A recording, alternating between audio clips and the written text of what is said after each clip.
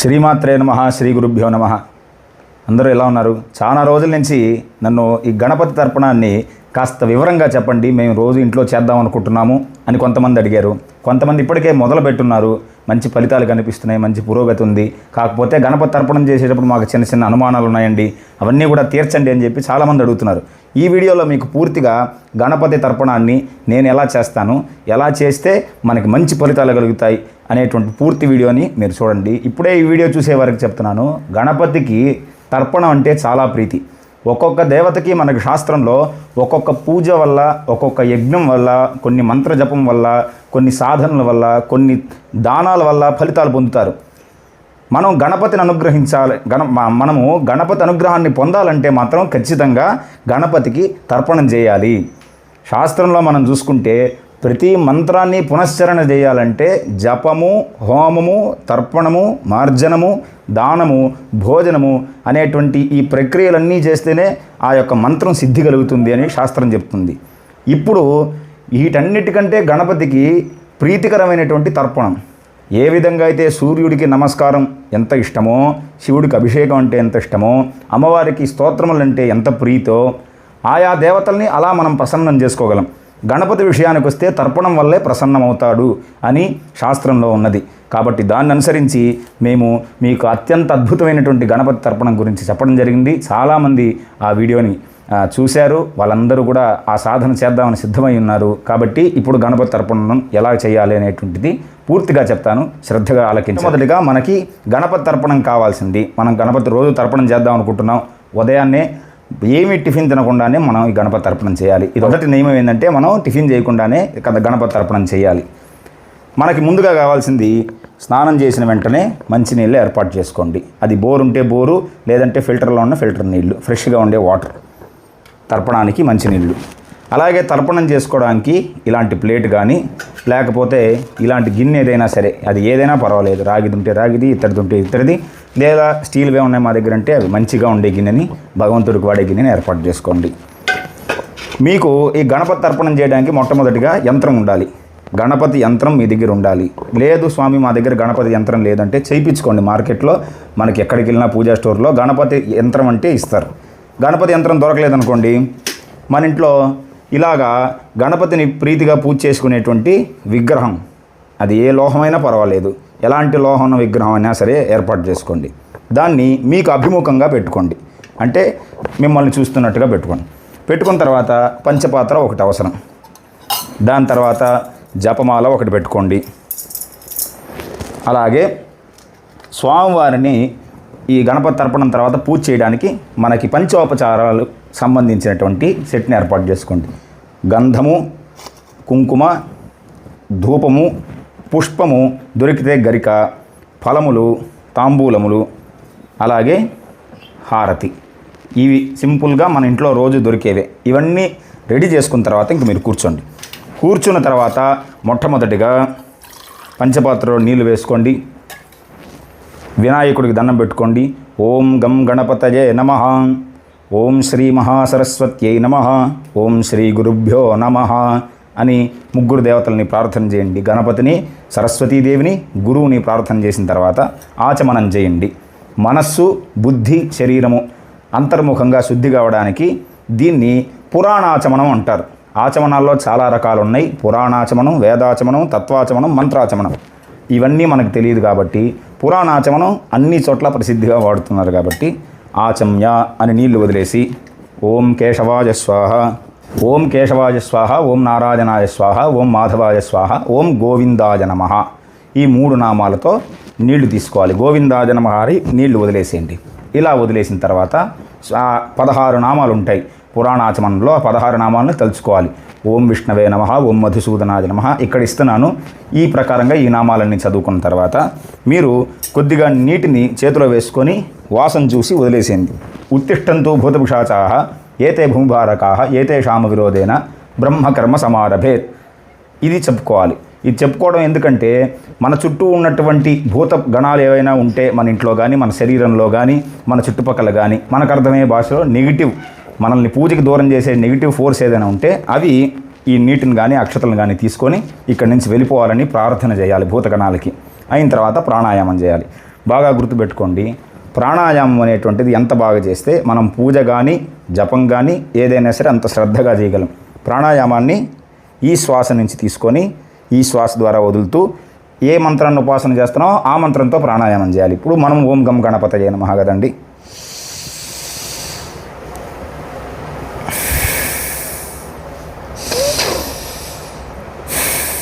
ఇలా ఓం గం గణపతయే నమః అని చెప్పి ప్రాణాయామం చేశాం. దేశకాలో సంకీర్త్య అంటే సంకల్పం చెప్పాలి. మమ ఉపాత్త సమస్త దుర్దిక్షయ ద్వారా శ్రీ పరమేశ్వరముద్దిశ్య అని మొదలవుతుంది. అలా ఈ సంవత్సరము, మాసము, అయనము, పక్షము, తిథి, వారము ఇవన్నీ చెప్పుకొని పరమేశ్వర ప్రీత్యర్థం శ్రీ మహాగణపతి అనుగ్రహ సిద్ధ్యర్థం అని చెప్పుకొని గోత్రం చెప్పుకొని మీ పేర్లు చెప్పుకోండి. ఇంకా ఏమీ చెప్పొద్దండి. శ్రీ మహాగణపతి అనుగ్రహ సిద్ధ్యర్థం గణపతి తర్పణం కరిష్యే అని చెప్పి నీళ్లు వదిలేసేయండి. కరిష్యే అని చెప్పి నీళ్లు వదిలేసేయండి.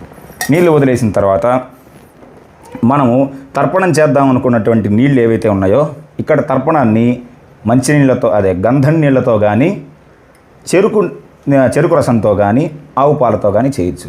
మనం 40 రోజులు చేద్దాం అనుకున్నప్పుడు చెరుకు నీళ్ళు, పాలు, ఆవు పాలు దొరకడం కష్టం కాబట్టి గణపతికి ప్రీతికరంగా మంచి నాణ్యమైన గంధాన్ని ఈ నీళ్ళల్లో ఇలా కలుపుకొని దీన్ని మనము గంగాదేవిగా భావిస్తూ ఓం గంగే చ యమునే చైవ గోదావరి సరస్వతి నర్మదే సింధు కావేరి జలేస్మిన్ సన్నిధిం కురు అని ఈ శ్లోకం చెప్పి ఈ తీర్థము గంగాదేవి స్వరూపంగా మారాలి అని ప్రార్థన చేసి ఈ తీర్థంని ఇలా ఒకసారి అభిమంత్రించి ఓం గంగాయే నమః అని పూజా ఉపకరణముల మీద చల్లుకొని స్వామి మీద చల్లి మీ మీద చల్లుకోండి. ఇక్కడితో ఈ కలశ పూజ అయిపోతుంది. అయిపోయిన తర్వాత ఈ కలశంలోని నీళ్ళని మనము ముందుగా ఏర్పాటు చేసుకున్నటువంటి ఈ యొక్క పంచపాత్రలో వేసుకోండి. ఇలా వేసుకున్న తర్వాత మనము ఒక చేత్తో అంటే ఎడమ చేత్తో జపమాలను పట్టుకోవచ్చు. కేవలం సంఖ్య కోసమే కాబట్టి ఎడమ చేత్తో పట్టుకోవచ్చు. 445 సార్లు గుర్తుపెట్టుకోవడం కష్టం కాబట్టి ఎడమ చేత్తో జపమాలను పట్టుకొని కుడి చేతి దగ్గర పంచపాత్రను పెట్టుకొని దీంట్లో ఉద్ధరణతో నీళ్లు ఉంటాయి. మొట్టమొదటిగా ఫస్ట్ సారి ఓం గం గణపతయే నమః శ్రీ మహాగణపతిం తర్పయామి అని మొట్టమొదటిసారి స్వామి మీదకి చేత్తో వేయండి. ఇంకా చివరిసారి కూడా చేత్తో వేస్తే సరిపోతుంది.